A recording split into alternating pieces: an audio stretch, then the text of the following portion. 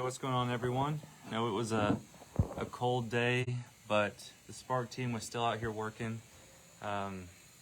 We just actually got done bowling, and we've got the helicopter flying around in the office now.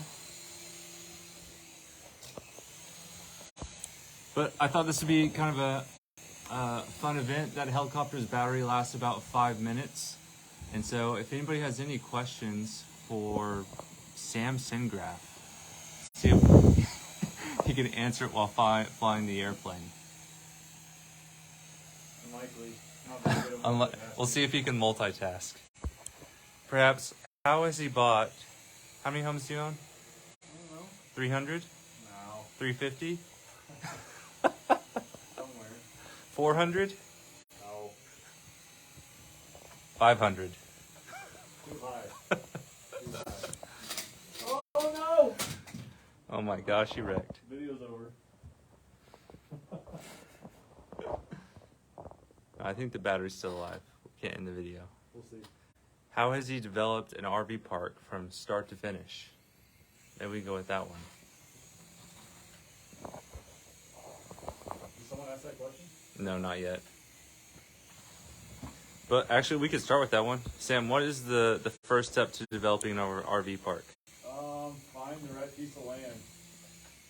What's the right piece? Location, proper zoning, preferably city water, city sewer. Any infrastructure that it already has is a bonus. In my case, what we did, we converted an old mobile home park into a new RV park.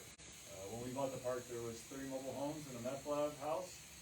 And we got rid of the house and the mobile homes, and then we put 2 RVs where every 1 mobile home was. The mobile homes were on like 44-foot spacing originally. I don't know why, but we put initially we put 2 RVs for every 1 mobile home, so we put them on 22-foot spacings. That was phase 1 of the park. We realized that was kind of a little too tight. Some of the other parks are actually on like 18-foot spacings. Oh, That was a good landing. Is that the end of the battery? yeah. You can finish your answer, I guess. End of the video. So you put them on 22-foot spacings. Yeah, some of the other parks are like right on top of each other. So we get people coming to our park from other parks because they're like walking out of their door and tripping over the sewer hose for the trailer next door. So we started doing 30-foot spacing. I would say don't do anything less than 30 feet. But the first step is just finding the right piece of land. Find the right property. The closer to town, the better. And if you can get city water and city sewer. It's a bonus. But you kind of found a unicorn, right? Yeah, we got really lucky because our property is actually in the county, but we have city water, city sewer. So we didn't have to pull any permits for anything that we did. I don't think people should try to go look for that though, because I just don't think it's very likely they're going to find it. You should just find something that's already zoned for an RV park, or something outside the city limits is probably going to be your best bet. And the closer you are to a highway or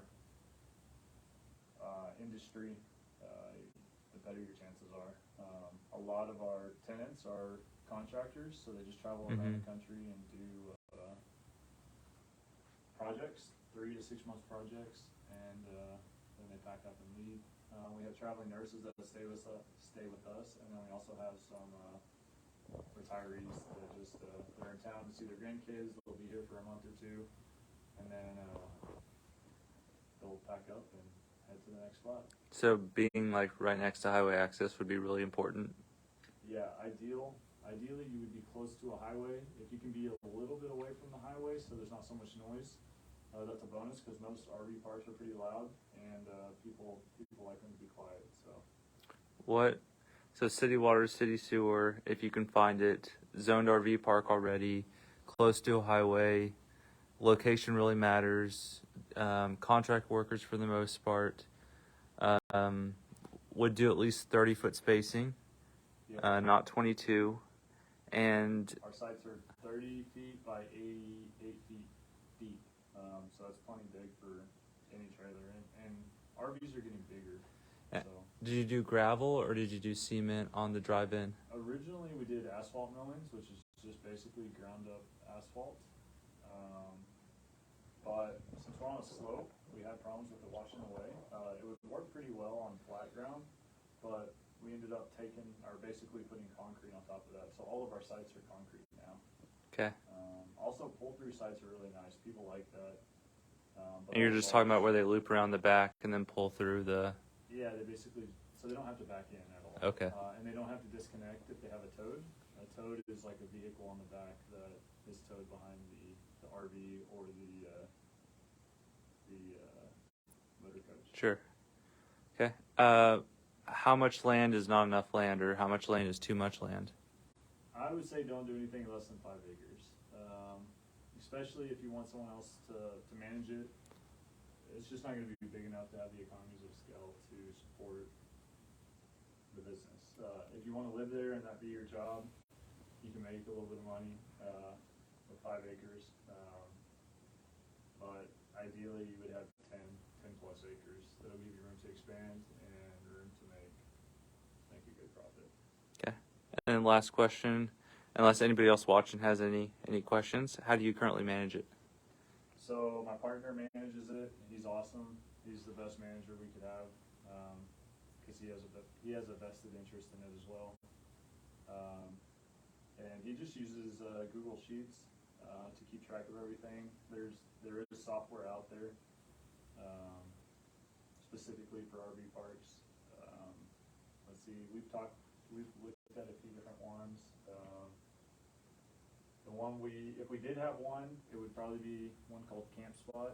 It's pretty good, and they've done a really good job just optimizing and automating everything. So.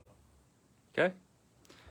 Well, yeah. Thank you everybody for watching. Does anyone have any final questions for Sam before I end the live video? The helicopter has been landed for quite some time, but we went a little bit over. Chance, I could see you watching. So, of course, Sam has had nothing but really positive things to say, and of course, just reiterated that. So, thanks for checking in. Anybody else have any questions for Sam? Chance, you don't count. No. Okay. Thanks everybody for watching. Everyone stay safe out there. But today was awesome with the Spark group.